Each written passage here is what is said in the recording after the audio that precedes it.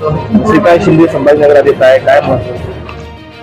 श्रीकांत शिंदे साहेब संभाजीनगरला येत नाही तर इथून ते सिंगापूरला जात आहेत. त्यांचा एक तिथे कार्यक्रम आहे. परंतु मी प्रेस यासाठी आयोजित केली की उबाठाचे जे पूर्वीचे 6 खासदार जे शिवसेनेत आले त्यासाठी उबाठांच्या नेत्यांनी विदर्भ असेल मराठवाडा असेल दौरा आयोजित केलेला आहे. हा दौरा कशासाठी आहे? हा दौरा फक्त तोडणे मारण्यासाठी आहे. एकच वाक्य एकच विचार, गद्दार आम्हाला सोडून गेले. हे किती दिवस गेले, हे का गेले हे विचारलं नाही. जेव्हा गेले तेव्हा मला फोन करत होते,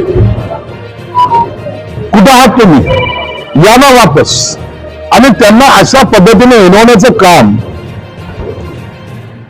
या अमरावतीमध्ये असेल बाकी ठिकाणी असेल हे करण्याचा सपाटा त्यांनी लावलेला आहे. हे उशिरा सुचलेलं शहाणपण ते आता तिथे व्यक्त करण्यासाठी जात आहेत. आणि आज आश्चर्याची गोष्ट पहिल्यांदा ते म्हणतात, जमलेल्या माझ्या तमाम हिंदू बांधवांनो आणि भगिनींनो, लोकसभेला कुठे गेले होते तुमचे हिंदू? हिरवे झेंडे घेऊन जेव्हा नाचत होते तुम्ही, मुसा तुमच्या मिरवणुकीमध्ये नाचत होता, त्या टायमाला नाही आठवली तुम्हाला? मुळामध्ये पक्ष फुटायला जर कोणी जबाबदार असेल तो गद्दार उद्धव ठाकरे आणि त्यांचे सहकारी आहे. हे मी आज ठामपणे तुम्हाला सांगतोय. मी त्या गोष्टीचा साक्षीदार आहे. 2019ला जेव्हा निवडणुका झाल्या, आम्ही सर्वजण मातोश्रीवर होतो, आम्ही सर्वजण तिथे बोलत होतो, साहेब आपण युतीमध्ये निवडून आलेलो आहोत, युतीमध्ये आपण सरकार बनवलं पाहिजे. देवेंद्र फडणवीसांचे ज्या विमानात काल गेले ना ते, त्यांना विचारा, त्या देवेंद्र फडणवीसांचे अनेक वेळा फोन येत होते, गिरीश महाजनचे येत होते, पहिला मुख्यमंत्री तुम्ही व्हा, परंतु युती तोडू नका.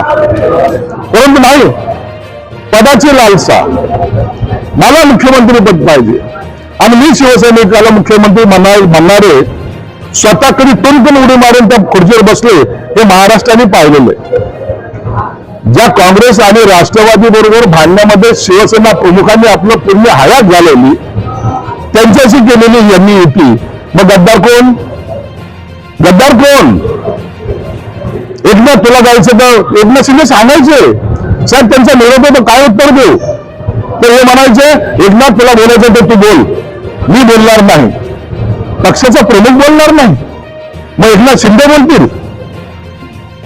अखेरपर्यंत जोडण्याचा प्रयत्न एकनाथ शिंदे साहेबांनी केला आणि आम्ही अखेरपर्यंत तोडण्याचा प्रयत्न, कटकारस्थानं ज्याला म्हणतात ते करायचा प्रयत्न केला. मुख्यमंत्री झाले, पर्यटन मंत्री झाला, राजशिष्टान मंत्री झाला, काय दिवे लावले हे सगळं महाराष्ट्राने पाहिलेलं. शेतकऱ्याचा मुलगा, सर्वसाधारण कुटुंबातला मुलगा, ज्याला रिक्षा चालक म्हणून हिणवलं जातं, तो मुख्यमंत्री झाला म्हणून पोटात दुखायला लागले तुमच्या.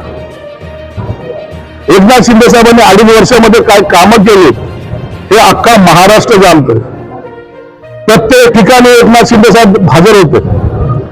शेतकऱ्यावर अडचणी आले त्या टायमाला एकनाथ शिंदे साहेबांनी वाटेल ते पॅकेज देऊन माझा शेतकरी रस्त्यावर नसला पाहिजे हा प्रयत्न केला. अख्ख्या महाराष्ट्राला माहिती की रस्त्यावर असलेला माणूस मुख्यमंत्री आपण पाहतो.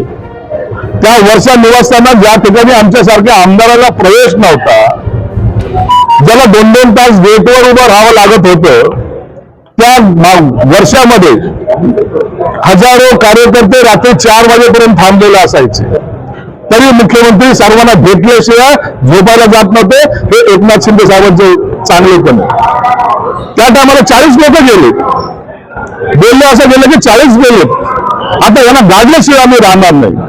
महाराष्ट्राने त्यांना ऍक्सेप्ट केलं. 40चे ते 57 झाले आणि हे 63चे 20 वर आले. म्हणून खऱ्या अर्थानं हे गद्दार आता जे काही भाषणं करत फिरले, जे त्यांच्या बाजूला त्यांचे पंटर आहेत, यांना उशिरा सुचलेले शहाणपण आहे आणि याची दखल सगळा महाराष्ट्र घेतोय. म्हणून गद्दार बोलताना स्वतः गद्दार आहात याची जाणीव तुम्ही ठेवा.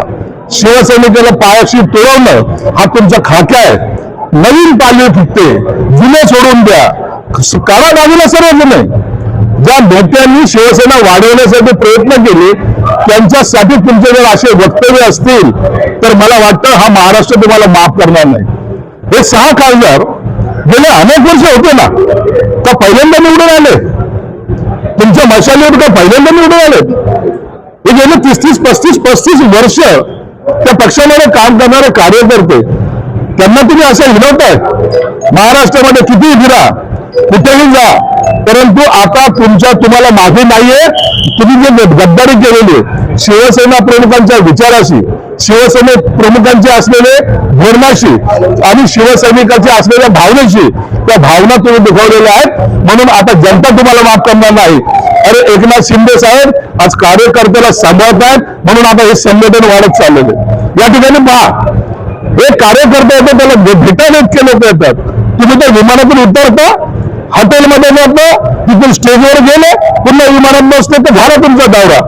आजचा दौरा हा त्यांचा हवामान चेंज करण्यासाठी, हवापाणी चेंज करण्यासाठी कसं वातावरण आहे हे पाहण्यासाठी झालेलं आहे.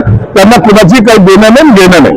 उद्धव साहेब हातात उल्लेख करायचे, मग आज ते गद्दार म्हणताय. मग काय म्हणणार आहे ना? हे रोज तुम्हाला दुसऱ्याला नावं ठेवतात. मी आजही त्यांना रिस्पेक्टने बोललो, कालही रिस्पेक्टने बोलत होतो. परंतु दरवेळेला एखादा कार्यकर्ता आपल्यापासून दूर झाल्यानंतर त्याची कवडीची किंमत नाही असं म्हणणार आहे. मग यांना आता सोडता कामा नये. काय केलं तर शरद पवारांनी तुमच्यासाठी, काय केलं तर सोनिया गांधींनी तुमच्यासाठी, का तुम्हाला राहुल गांधीचं प्रेम आहे, का तुम्हाला काँग्रेसचं प्रेम आहे, कशासाठी आहे? ज्यांनी तुम्हाला गाडण्याचा प्रयत्न केला त्यांच्या मांडीवर जाऊन बसण्याचं कारण काय तुमचं? मग गद्दार कोण आहे? आज आम्ही ते जे काही करतोय ते माहिती म्हणून करतोय आणि त्याची प्रचिती अख्खा महाराष्ट्र जाणतोय. म्हणून आज हे जे मी बोललो हे वैतागून म्हणण्यापेक्षा खऱ्या अर्थाने या भावना लोकांना कळायला पाहिजे. हे पुन्हा आपला आव आणून पुन्हा मी आता गद्दाराचा समाचार घ्यायला आलेलो आहे. काय केलं तुम्ही कार्यकर्त्यासाठी? एक कार्यकर्ता दाखवा महाराष्ट्रातला ज्याला स्वतःच्या पायावर उभे केलेले. म्हणून हे बोलताना थोडंसं भान ठेवा. स्वतःचं कुटुंब म्हणजे कार्यकर्ता नाही, स्वतःचं कुटुंब म्हणजे पक्ष नाही. ज्या शिवसेना प्रमुखाने पक्ष मोठा केला, ज्या शिवसेना प्रमुखाने रक्ताचं पाणी केलंय, त्या शिवसेना प्रमुखांचा हा पक्ष आहे. आणि त्याच्यासाठी वाटतं ते शिवसेना प्रमुख आमच्यासाठी आदर्श होते, आदर्श आहेत आणि आदर्श राहणार. आम्ही कधी भूमिका बदलणार नाही. आम्ही शरद पवारला नेता मानणार नाही, आम्ही सोनिया गांधीला नेता मानणार नाही, आम्ही राहुल गांधीला नेता मानणार नाही.